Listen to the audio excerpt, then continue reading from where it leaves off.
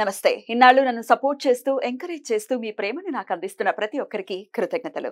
అలాగే ఈ వీడియో కూడా ఖచ్చితంగా మీకు ఉపయోగపడుతుంది. లైక్, షేర్ అండ్ సబ్స్క్రైబ్ చేసి మీ సపోర్ట్‌ని నాకు అందించండి. అలాగే ఈ వీడియో పట్ల మీకున్న అభిప్రాయాన్ని కామెంట్ సెక్షన్‌లో కామెంట్ చేసి తెలియజేయండి. ఇప్పుడు వీడియోని చూద్దాం.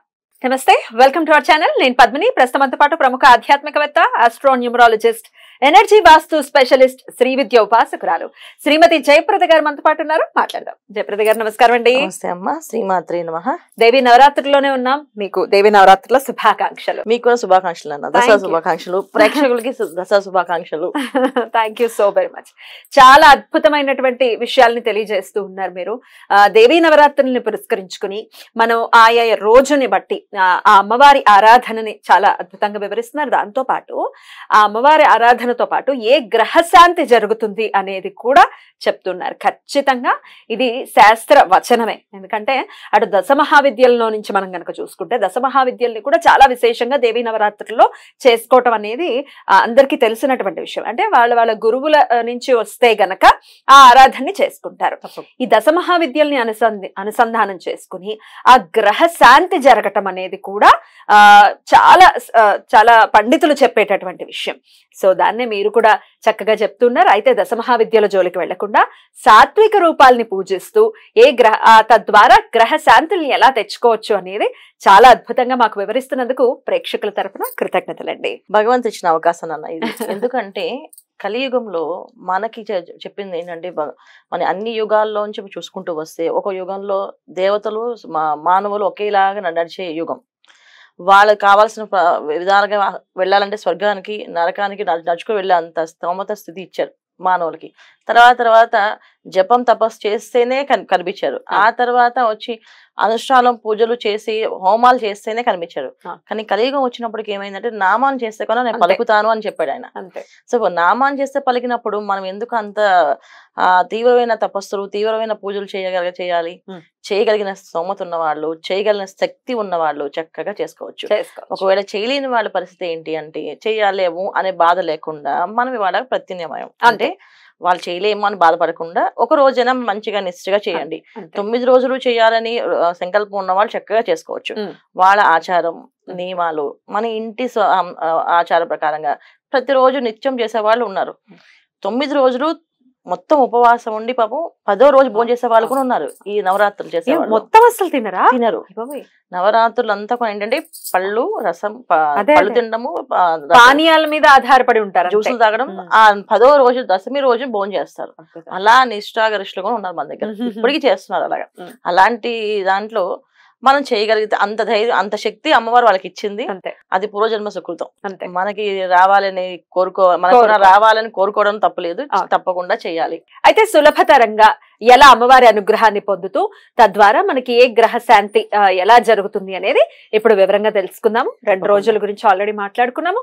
ఇక మూడవ రోజు అమ్మవారికి ఏ అలంకరణ చేస్తారు, ఆ అలంకరణలో అమ్మవారిని పూజిస్తే కనుక ఏ గ్రహశాంతి అనేది ఖచ్చితంగా మనకి కలుగుతుంది అనేది ఒకసారి మీ ద్వారా. తప్పకుండా అన్న. సో 3వ రోజు మనం ఇక్కడ అలంకరణ చూసుకునేది ఏంటంటే అన్నపూర్ణదేవి అలంకరణ.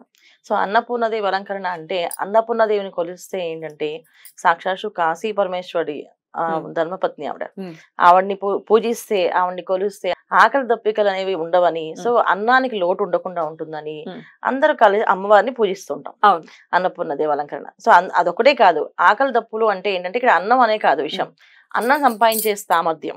అంటే ఆ రకమైన ఉద్యోగం గాని వ్యాపారం గాని ఎటువంటి ఆటంకాలు రాకుండా ఉండడానికి, కరెక్ట్ కెరియర్ లో మనం గ్రోత్ ఉండడానికి, ఎప్పుడైనా సరే మనం ఒక స్థాయికి రావాలి అంటే అది మనకి జాతకంలో యోగం బలంగా ఉంటేనే రాగలుగుతాం. చాలా మంది అనుకుంటారు బాగా చదివామండి కానీ చాలా చిన్న ఉద్యోగం చేస్తున్నాం అంటారు. అంటే జాతకంలో బలహీనంగా ఉంది, కెరీర్ సంబంధించిన గ్రోత్ లేదని అర్థం. ఎవరైనా సరే మంచి కెరీర్ లో సాధించాలంటే, చదువుల్లో అన్ని రంగంలో ఉత్తీర్ణులు అవ్వాలన్నా, కెరీర్ పరంగా అంటే ప్రొఫెషనల్ పరంగా ఎదగాలంటే, ప్రొఫెషనల్ పరంగా అంటే ఎవరైనా తీసుకోండి, అడ్వకేట్స్ తీసుకోండి, డాక్టర్స్ తీసుకోండి. మా పిల్లలు వాళ్ళ డాక్టర్స్ చదువుతుంటే ఆయన డాక్టర్ అవ్వడం ఒక ఎత్తు అయితే, ఒక మంచి డాక్టర్ గుర్తింపు పడిన డాక్టర్ హస్తవాసి డాక్టర్ అవ్వడం అంటే చాలా విషయం. అలాగా కావాలన్న వాళ్ళు చాలా సంకల్పాలు పెట్టుకుని ఈ అన్నపూర్ణదేవి రోజున చేసుకోవచ్చు పూజా విధానం.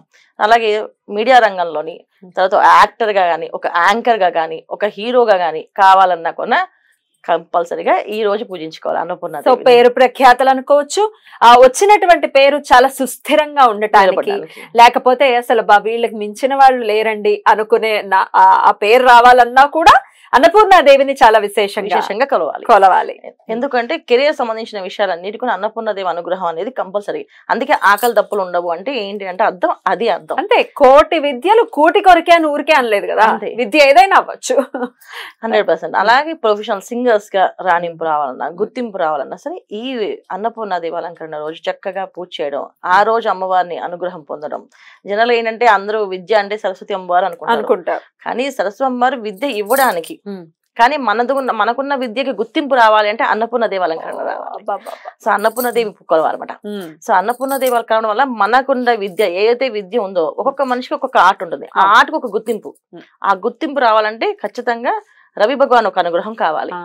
అయితే అన్నపూర్ణ అమ్మవారికి రవిగ్రహం యొక్క రవిగ్రహం యొక్క అనుగ్రహం కోసం ఈ పూజ చేస్తే, సో కెరియర్ లో ఎన్ని రంగాల్లో ఏ రంగాలు సాధించాలన్నా, ఒక పేరు గుర్తింపు రావాలంటే దానికి అన్నపూర్ణాదేవి అలంకరణ రోజున చక్కగా పూజ చేయించడం. ఇంట్లో కుదిరితే చక్కగా అమ్మవారి హోమం చేయించుకోవడం, చక్కగా పూజ స్తోత్రం చేయించడం. ఎటువంటి పూజలు అంటే కనకంబరాల పూలతో చేయాలి.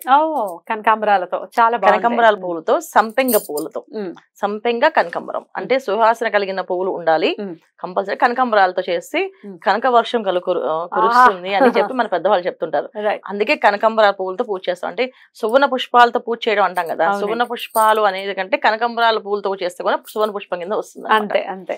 అయితే ఇది అష్టోత్తరం చదువుతూ ఆ కనకాంబరాలు అమ్మవారి దగ్గర వేయటం అంతే. చక్కగా గుప్పెల్లో కనకంబరాలు తీసుకోవడం, అష్టోత్తరం చదువుకోవడం, అన్నపూర్ణ అష్టోత్తరం లేదంటే లలితా సహస్రనామాన్ని చదువుతూ అమ్మవారి దగ్గర ఎంత లలితా సహస్రం అయ్యే వరకు పుష్పాలు అలా వేస్తుంటే పుష్ప వర్షం అనమాట అమ్మవారికి. అలా వర్షంలా కురిస్తే చాలా అద్భుతంగా ఉంటుంది. అన్నపూర్ణ దేవి అలంకరణ రోజున ఇది చేయడము, అన్నదానం చేయడం చాలా ముఖ్యం. ఎందుకంటే ఒక్కరికైనా అన్నం పెట్టాలి ఆ రోజు. అయితే మనకి కలిగి ఉంది బాగుంది అంటే చక్కగా అందరినీ పిలిచి అన్నదానం చేయండి. అన్నదానం చేసి అన్నదానానికి తగ్గ ప్రసాదం ఏంటంటే అన్నదానం ఏవైనా పెట్టచ్చు, అమ్మవారి ప్రసాదం మాత్రం దద్దోజనము, తర్వాత కేసరి అంటే గోధుమ రవ్వతో చేస్తారు. మామూలుగా బొంబాయి రవ్వతో చేస్తాం కేసరి, అలా కాకుండా గోధుమ రవ్వతో ప్రసాదం చేస్తారు. మన అన్నవారు దేవస్థానం వాటిలో చూస్తుంటారు ప్రసాదం. అలాంటి ప్రసాదం చేసి నైవేద్యం పెట్టాలి అమ్మవారికి. ఇలా నైవేద్యం పెట్టడం వల్ల మన కెరీర్ పరంగా ఎటువంటి ఆటంకాలు లేకుండా రవిగ్రహ శాంతి జరుగుతుంది, రవిగ్రహ శాంతి అవుతుంది, అన్నపూర్ణ అనుగ్రహం కలుగుతుంది. చక్కగా ఈ విధంగా వెళ్ళి చేయడము, ఒక సుహాసినికి చక్కగా చీరా జాకెట్ పెట్టడం, ఒక బాలను పూజించడం. నవరాత్రుల్లో ఎప్పుడు కూడా ఏంటంటే సుహాసిని పూజిస్తేనే అమ్మవారి ప్రీతి చెందుతుంది, అలాగే బాలని పూజిస్తే కూడా అమ్మవారి ప్రీతి చెందుతుంది.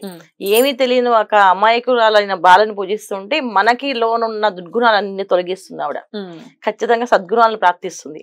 సుహాసిని పూజ చేయడం వల్ల అంటే మాంగళ్య దోషాలు లేకుండా ఇంట్లో ఎటువంటి ఇబ్బందులు రాకుండా కలిగిస్తుంది.